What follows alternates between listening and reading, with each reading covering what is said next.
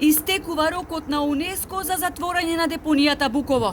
Државата и градот Охрид на располагање имаат уште само 2,5 месеци да се справат со дивата депонија и да изнедат решение за регионална депонија. Буково е еколошка бомба која се најде во извештајот на Комитетот за светско наследство на УНЕСКО како една од препораките кои мора да се испорачаат.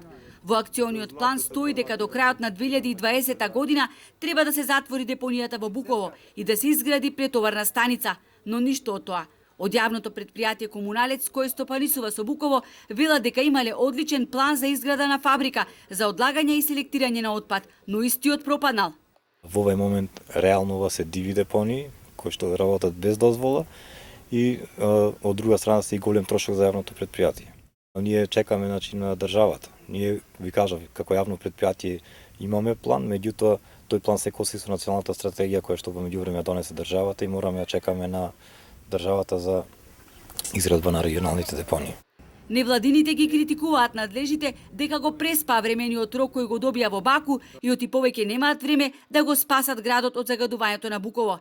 Предупредуваат дека нерешавањето на овој горлив проблем УНЕСКО нема да ни го прости.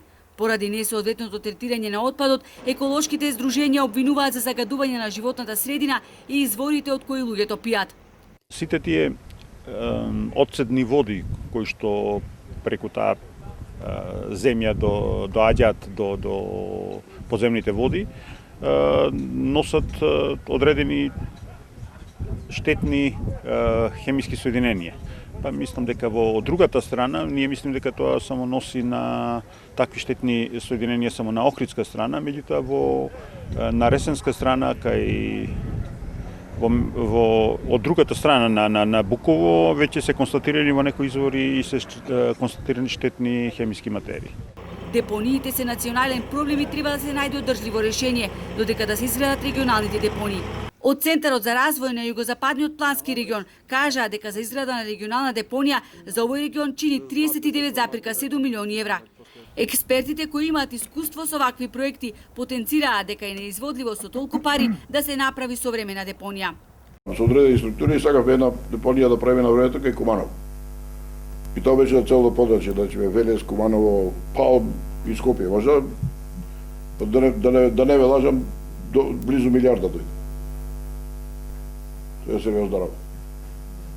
Многу сериозно.